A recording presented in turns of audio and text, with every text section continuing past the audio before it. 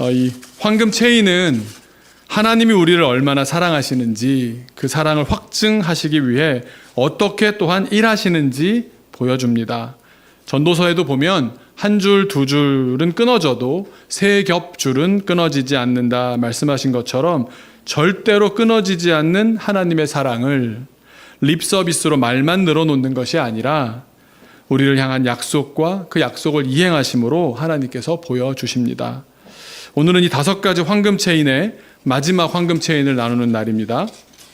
잠시 복습을 한다면 오늘 로마서 본문 8장 29절과 30절 말씀을 보시면 5가지 기억나시는 대로 하나님은 우리를 미리 아셨고, 하나님은 우리를 미리 정하셨고, 하나님은 우리를 부르셨고, 그 다음 지난번에 하나님은 우리를 의롭다 하셨습니다. 그리고 이제 오늘 나눌 말씀이 하나님은 우리를 영화롭게 하셨습니다. 영화롭게 하셨다. 옆에 앉으신 분과 이렇게 인사 나누겠습니다. 눈이 부셔서 못 쳐다보겠습니다. 네, 하나님은 당신을 영화롭게 하셨습니다. 오늘 특별히 특순하신 권사님들 정말 눈이 부셔서 못 쳐다보겠습니다. 어떻게 이렇게 말씀을 알고 미리 준비를 해주시는지 제가 정말 감사합니다. 하나님이 우리를 사랑하셔서 하시는 구체적인 5가지 일들 가운데 맨 마지막 바로 우리를 영화롭게 하신다는 내용입니다. 그런데 이 본문의 5번째 황금 체인인 영화롭게 하셨다는 말씀을 헬라어 원문으로 보면 뭔가 문법적으로 특별한 점이 2가지가 있습니다. 이 2가지 특별함을 살펴보면서 우리를 향하신 하나님의 깊은 뜻을 말씀 통해 나누고자 합니다. 이 첫 번째 내용은 뭐냐면요, 영화롭게 하셨다. 지금 제가 말씀드린 그대로 이 말씀의 시제가 과거형입니다. 과거형. 혹시 기억하실지 모르겠습니다. 우리 5가지 황금 체인의 공통점 2가지가 있다고 말씀드렸는데요. 하나는 주어가 다 하나님이다. 그 다음에 2번째는 시제가 다 과거형이다. 과거 시제다 말씀드렸습니다. 5가지 하시는 일들이 다 과거에 하신 일입니다. 그런데 그래도 4번째까지는 과거형이 잘 어울리고 또 잘 이해됩니다. 그러니까 미리 아셨다. 과거에 하셨겠죠. 미리라고 했으니까. 또 미리 정하셨다. 과거에 하셨을 것 같고, 부르셨다. 예전에 부르셨다 말씀할 수 있고, 우리를 구원하시면서 예수님을 통해서 의롭다고 하셨다. 거기까지는 그래도 과거형으로 써도 이해할 수가 있을 것 같은데 5번째 영화롭게 하셨다? 이 말씀이 과거형인 것은 조금 이상하게 들릴 수 있습니다. 모든 언어가 그렇지만 헬라어에서도 과거에 이미 한번 일어난 일을 과거형으로 씁니다. 과거형이 뭡니까? 이미 일어났던 일, 그걸 말하기 때문에 어떤가 하면 그 이후에, 사후에, 그러니까 과거에 한번 일어난 뒤에 물릴 수가 없습니다. 완료된 일이라서 변경 불가, 바꾸거나 어떻게 손볼 도리가 없습니다. 그런데 오늘 5번째 황금 체인은 이미 애초에 과거에 영화롭게 해두셨다는 뜻입니다.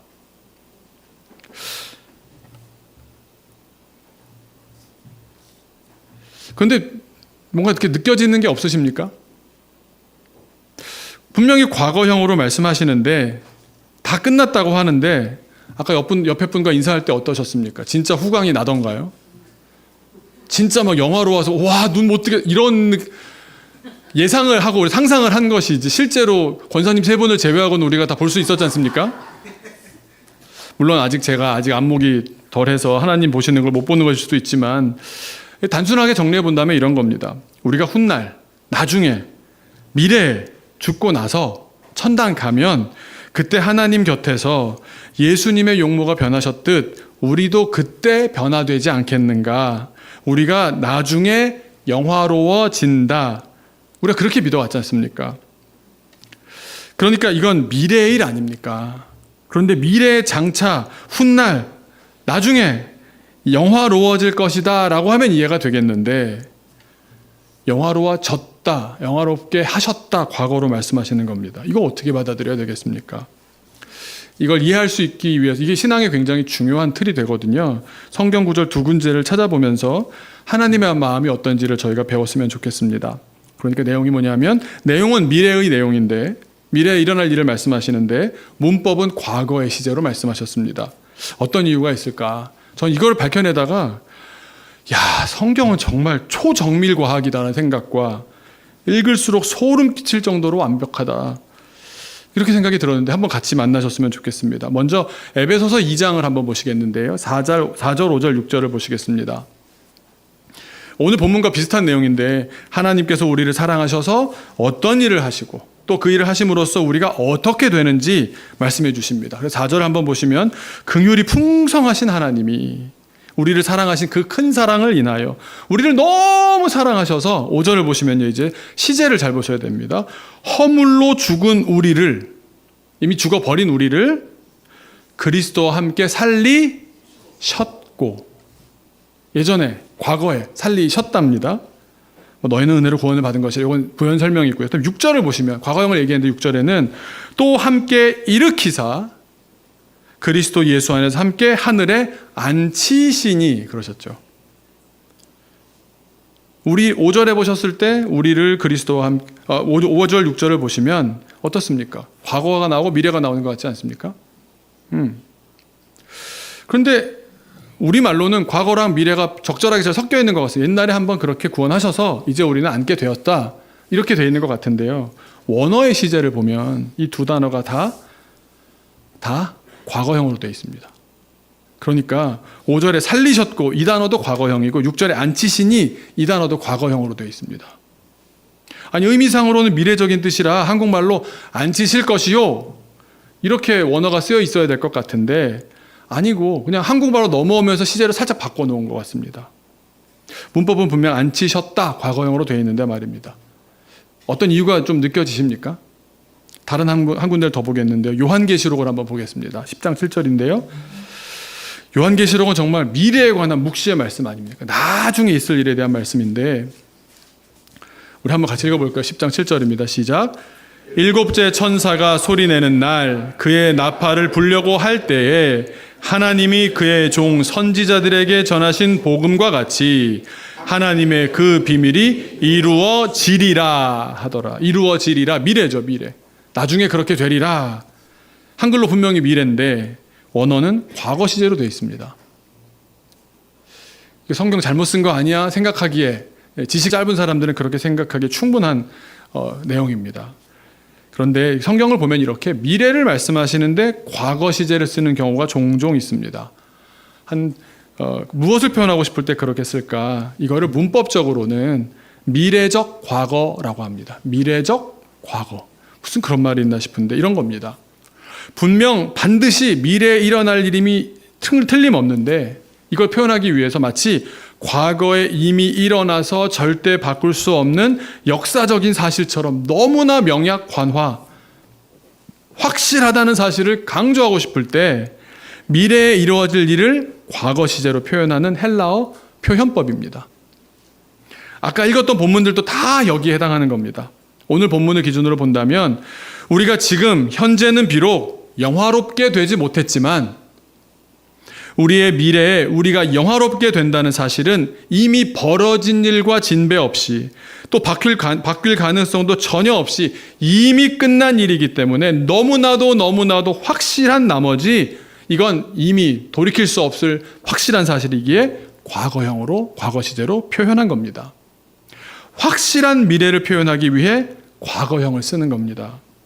그러니까 하나님께서 우리를 미래에 영화롭게 하시는 그 일은 아직 과거의 시간은커녕 현재의 사건도 아니지만 확실한 건 무엇입니까?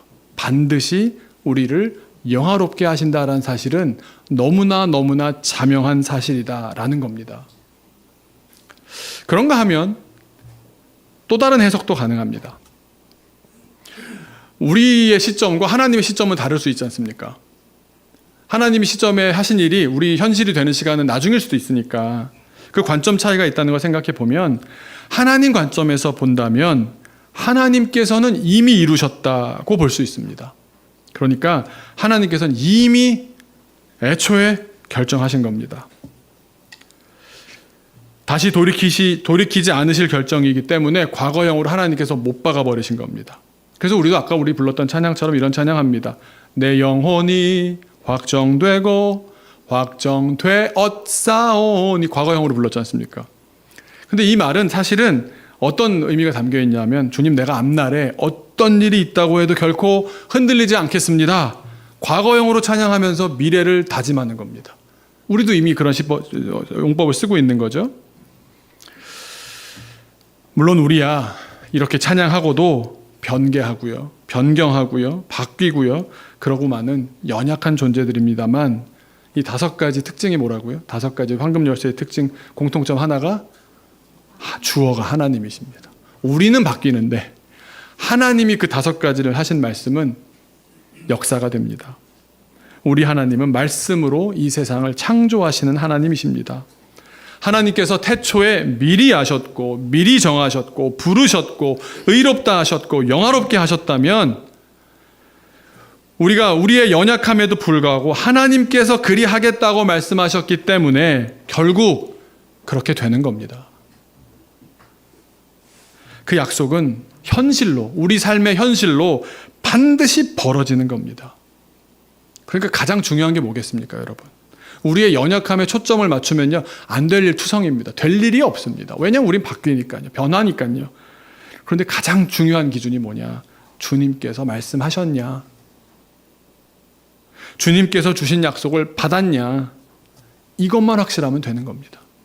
우리가 연약함에도 불구하고 주님이 그렇게 말씀하셨으면 그 말씀은 이루어집니다. 아멘? 아멘입니다. 그리고 2가지 해석을 다 놓고서도요, 이렇게 하나가 될 수 있습니다. 먼저 미래적인 과거라고 보면 이런 내용입니다.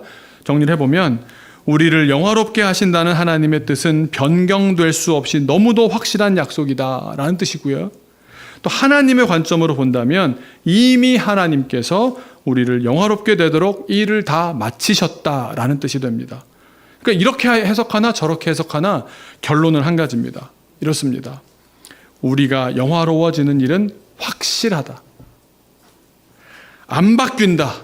우리는 반드시 영화롭도록 주님이 만드신다. 어떤 상황 속에서도 하나님은 결국 우리를 그렇게 만드시고 만다. 내 의지가 아니라 주님이 그런 의지를 갖고 계시기 때문에. 그래서 이걸 안 끊어져, 바뀌지 않아, 이걸 어떻게든 인간의 언어로 만들려고 하다 보니까 문학적으로요, 이런 작업이 나온 겁니다. 무엇에 무엇을 이렇게 연쇄적으로 이렇게 설명하면서 언어적으로, 문법적으로 표현할 수 있는 모든 방법을 동원해서 안 끊어진다고, 없어지지 않는다고, 끝까지 나는 할 거라고, 내가 얼마나 더 보여줘야 되니, 얼마나 표현해줘야 되니, 아무리 표현해도 성경을 안 읽는데 어떻게 합니까? 말씀을 안 듣는데 어떻게 합니까? 그 모든 방법을 다 동원해서 하나님께서는 내가 너를 영화롭게 할 거야, 나는 그걸 꼭 지킬 거야 말씀하시는 줄로 믿습니다. 다시 한번 인사 나누시겠습니다. 옆에 분에게 진짜로 눈이 부셔서 못 쳐다보겠습니다.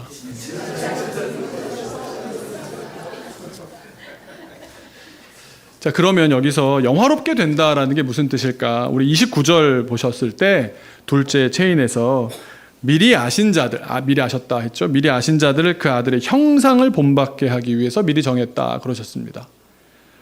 그때 말씀드린 대로 똑같은 형태를 되게 한다는 뜻이었지 않습니까? 그러니까 우리가 영화롭게 된다는 말은 뭐냐면 하나님의 아들과 똑같은 모양을 갖게 된다는 뜻입니다. 다시 말하면 보겠습니다. 우리 주님 어떻게 사셨습니까? 부활하셨습니다. 우린 죽을 겁니다. 근데 부활합니다. 또 영생을 누린다는 말입니다. 이 사실이 너무도 확실하다. 이걸 문학적인 방법을 다 동원해서 사람들이 알아들을 수 있는 모든 방법으로, 아마 요즘 말씀하셨으면 쇼츠로 만들고 틱톡 챌린지를 하고 이러셨을 것 같아요. 당시에 할 수 있는 모든 방법을 동원해서 이 사실은 변하지 않아, 너희들 반드시 영화롭게 돼, 이 말씀을 하시는 겁니다. 그런데 한 가지 더 있습니다. 아까 말씀드린 대로 과거형으로 쓰여졌다라는 것 외에 한 가지 더 문법적으로 살펴볼 내용이 뭐냐면 목적격 대명사가 반복됩니다. 이게 무슨 말인가? 옛날에 성문 기본 종합 영어 볼 때 이후로 처음 들으신 얘기실 수 있을 텐데요. 우리가 한글로 성경을 읽다가 보면 놓치게 되는 특징이 하나 나옵니다. 오늘 원문을 읽다가 보니까 원문에는 있는데 한국말에 없는 게 계속 똑같이 나오는 겁니다. 몇 개가 연달아 나오는 거예요. 한번 보시면 우리 5개 우리 체인 가운데 앞에 2개는 미리 아시고 미리 정하셨고, 그다음 3번째 공통점은 이 3가지 얘기를 할 때마다 목적어가 빠져 있습니다. 네, 목적어가 빠져 있습니다. 왜 한글 성경에 목적어가 빠져 있을까? 이게 없어도 말이 다 이어지기 때문입니다. 계속 똑같은 말이 나오는 걸 한 번만 써도 동어 반복을 피하는 거니까 굉장히 문학적이라고 할 수 있겠는데, 어떤 게 빠져 있냐면 목적어로 이들을 또는 이 사람들을, 이 말이 빠져 있습니다. 안 나와도 뜻이 충분히 통하니까 빼놓기는 했는데, 근데 생각해 보시면 없어도 뜻이 통하는데 굳이 계속해서 적는 의도도 있을 것 아니겠습니까? 왜 쓸까요? 강조하는 겁니다. 원문을 살려 읽어보면 이렇습니다. 제가 적어준 거 한번 보여주시면, 미리 정하신 바로 이 사람들을 부르셨고, 바로 이 사람들을 의롭다 하셨고, 바로 이 사람들을 영화롭게 하셨습니다. 이렇게 읽어야 합니다. 그런데 바로 이 사람들이라고 딱 고정된 사람들을 말씀하잖아요. 이거를 좀 더 강조해서 말한다면 이 사람들만이라는 뜻을 살려서 읽어보면 이렇습니다. 바로 이 사람들만을 이렇게 할 수 있습니다. 우리 한번 같이 한번 이거 읽어볼까요? 시작. 미리 정하신 바로 이 사람들만을 부르시고, 바로 이 사람들만을 의롭다 하시고, 바로 이 사람들만을 영화롭게 하셨습니다. 이 사람들, 그러니까 미리 아셨고 정하셨던 사람들에 속하지 않는다면, 그런 사람들이 아니라면 하나님은 부르시지도 않을 뿐더러 의롭다 하시지도 않으시고 영화롭게 하시지도 않습니다. 이게 좀 무서운 겁니다. 심판의 말씀입니다. 그러니까 우리 입장에선 왜 그러시는지는 모르는데 결론이 뭡니까? 우리는 특권을 누리고 있는 겁니다. 교회에 나와 있는 게요, 어마어마한 특권입니다. 저도 수많은 사람 만나보면요, 전도가 죽어도 안 되는 사람이 있습니다. 집안도 다 믿고 뭐 좋은 믿음의 본보기에 있는데도 나 안 믿어지는데, 그럼 안 믿어버린 사람이 있습니다. 그런 거 하면요, 성경도 안 읽었는데 잘 믿는 사람이 있다니까요. 이게 제가 농담스럽게 말하지만 그 마음은 주님이 주장하시는 겁니다. 희한합니다. 그거 보면 우리가 얼마나 큰 특권을 누리고 있는지 이걸 설명할 수가 없습니다. 이유는 모릅니다. 왜 내가 선택되었는지, 무슨 기준이 있는 건지 우리는 모릅니다. 내가 이런 복을 누릴 자격, 주님은 도대체 나의 어느 구석에서 그걸 찾아내신 건지 우리는 모릅니다. 이럴 때 우리가 뭐라고 이걸 표현할 수 있겠습니까? 이걸 표현할 방법이 없는데 딱 한 가지 방법밖에 없습니다.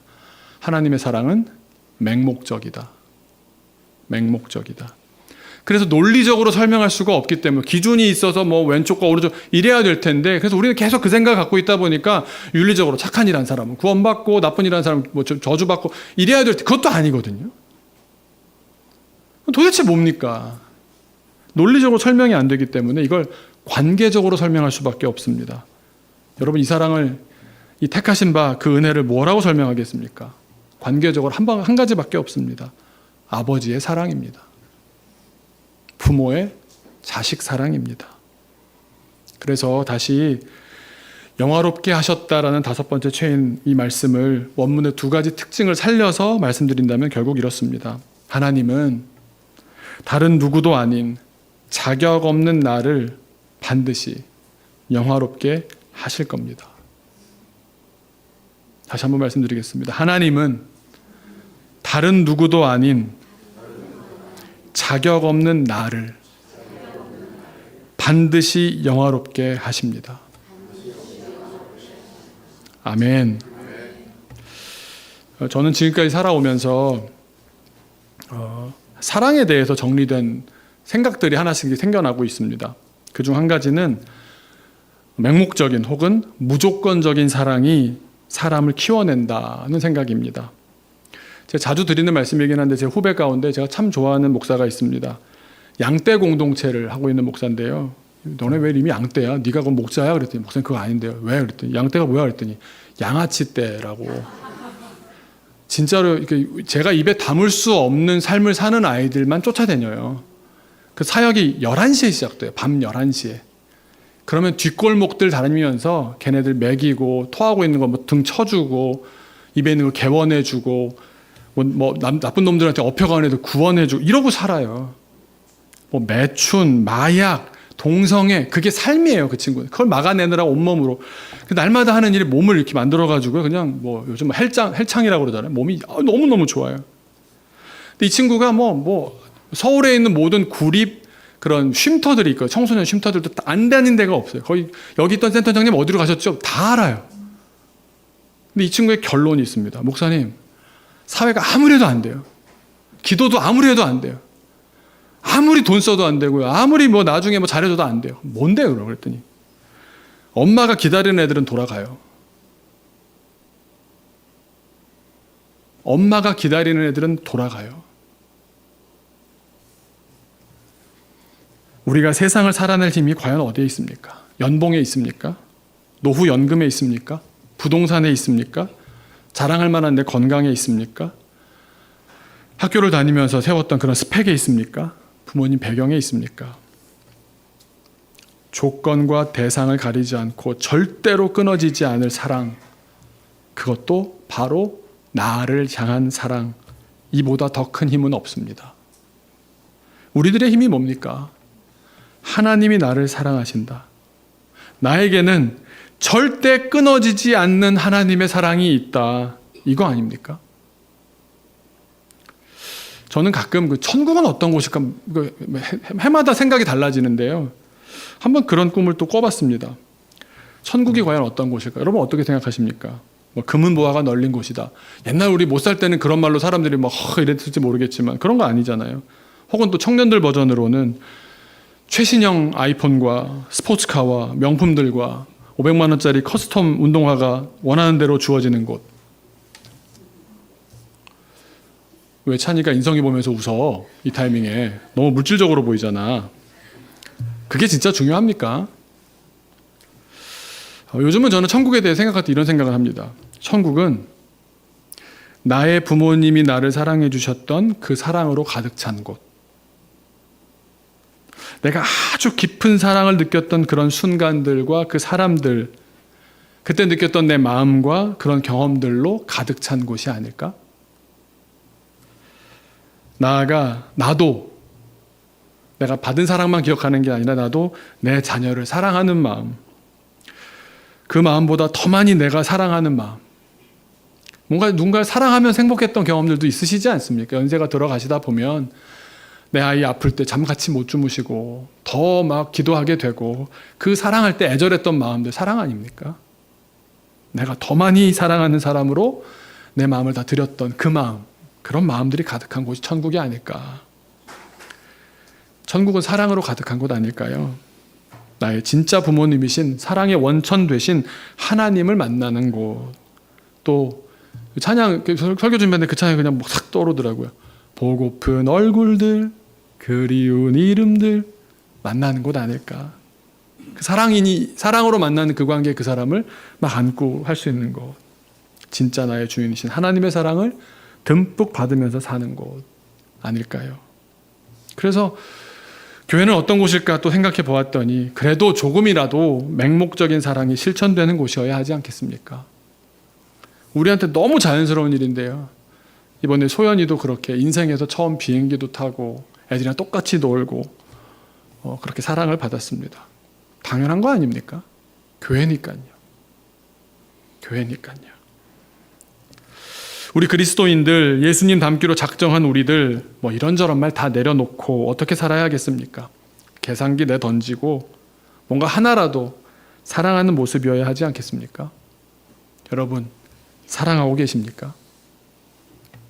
어제 캠프 2개를 마치고 와서 진짜 거의 몸살 날 지경인데 교회를 왔더니 그 더운 날에 장로님들, 안수 집사님들 정말 땡볕에 땀이 보이더라고요. 구슬 져서 내려오더라고요. 이렇게 계속 떨어지는데 뭐 이만큼 하시나 보다 했는데 뭘 더 주문하시더니 오후까지 하시더니 저녁까지 하루 종일 일하시더라고요. 그랬더니 따라왔던 집사님도 부인 집사님도 집에 못 가신 분이 계셨어요. 두 분 대화가 너무 웃겼습니다. 네. 남자분들은요, 자기가 뭘 하면 항상 인정받고 싶어 하잖아요. 저는 안 그런 줄 알았더니 그 집사님 모습을 보니까 내가 저래서 아내가 날 싫어했구나 느껴지더라고요. 남자 집사님 이러시는 겁니다. 어때? 어떠냐고? 계속 물어요. 바다가 촥 해놓고 어때? 멋있지? 이 말을 들어야 되는 거죠. 근데 부인 집사님은 대답을 못 하세요. 왜 대답을 못 하겠습니까? 이게 결과물이 좋냐 나쁘냐를 두고 쓸 수 있는 언어가 없는 거예요. 그 남편이 맹목적으로 쏟아부은 사랑이 보이는데 그걸 앞에 두고 존내 나쁜 애가 나올 수 있습니까? 아니 그거에다 돈을 받으셨냐고요, 우리 집사님 장로님들이요. 오늘 걸어 나오신 게 기적이라니까요, 지금. 네. 그냥 이 말씀밖에 너무 지혜롭게 이렇게 말씀하시더라고요. 수고하셨어요. 남자분은 싫은 거예요, 이게. 잘했냐고! 이걸 들어야겠는데, 정말 애쓰셨어요. 이게 뭔 대답이야! 이렇게 되더라고요. 야, 내가 저랬구나. 반성을 많이 하는 시간이었습니다. 어제 쿨하게 퇴장하시면서 저에게 젊은 두 분께서 이렇게 당부의 말씀을 남기셨습니다. 맨 뒷자리에 앉아 졸더라도 이해해 주십시오. 네. 네. 아유, 주무셔도 됩니다, 그냥. 네. 어제 우리 교역자들도요, 2번의 캠프를 4박 5일씩 연이어 진행했죠. 계산기 두드려 보면요, 아, 이만하면 충성했다. 휴가 한번 줄 때 되지 않았나? 보너스는 없나? 그렇게 생각할 만한 타임이었습니다.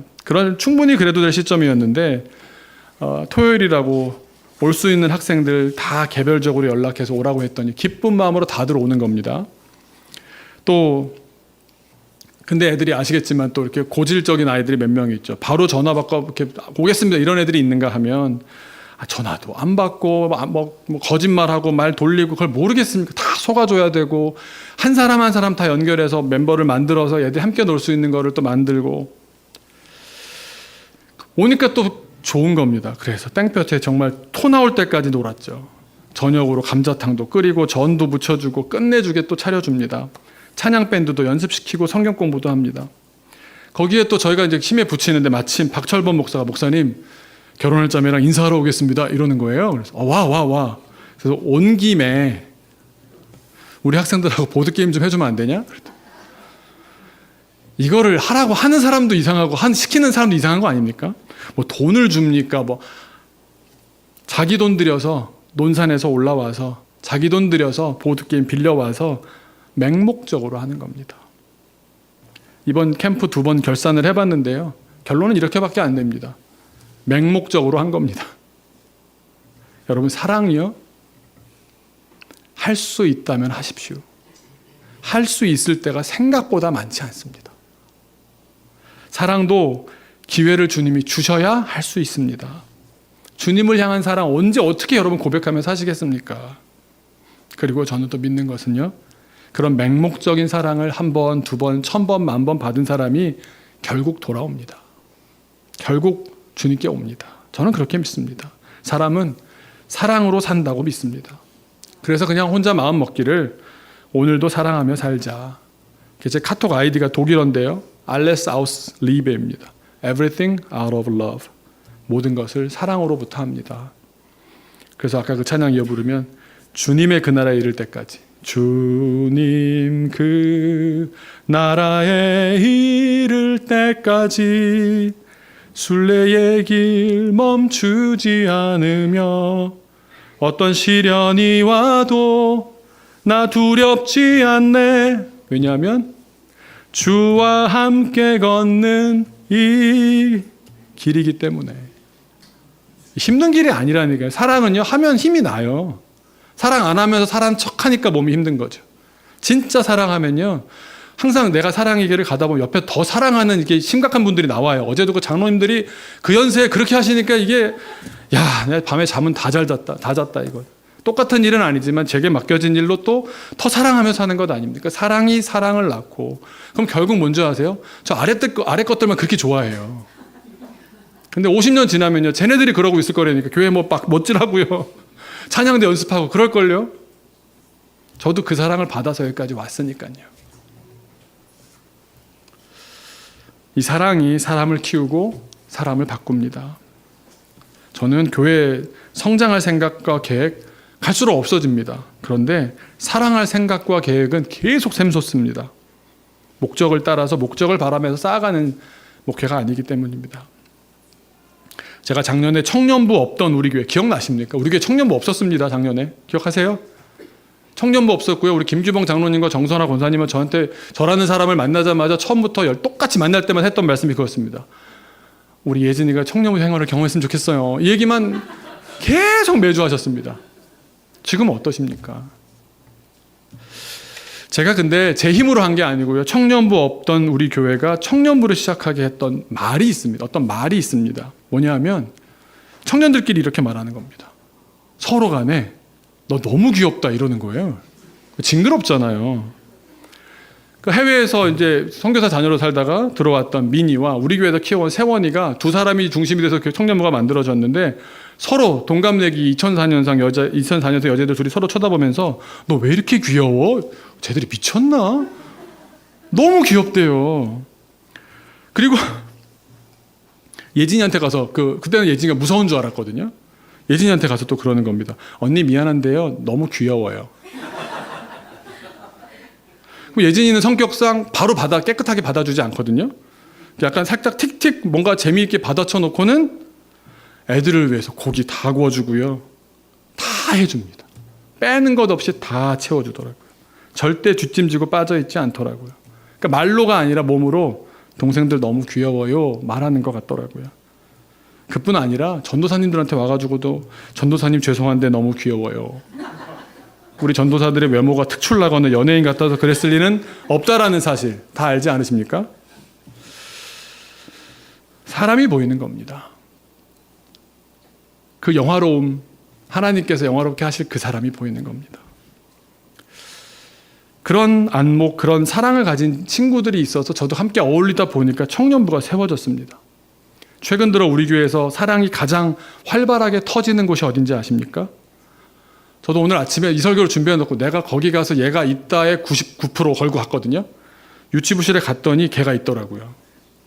늘 유치부실에 살고 있는 190 다 되는 거대한 남고생이 있습니다. 가보시면 100이면 100 거기 있거든요. 서린이 보고 유한이 보고 눈을 못 뗍니다. 그래놓고선 얘들한테 어렸을 때부터 주입교육을 하는 겁니다. 나한테 오빠 그래봐. 삼촌 아니야. 오빠 그래봐.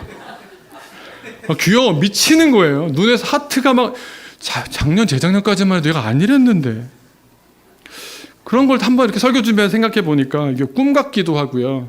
혼자 그렇게 생각해 봤습니다. 사랑의 역사가 이어지고 있나 보다.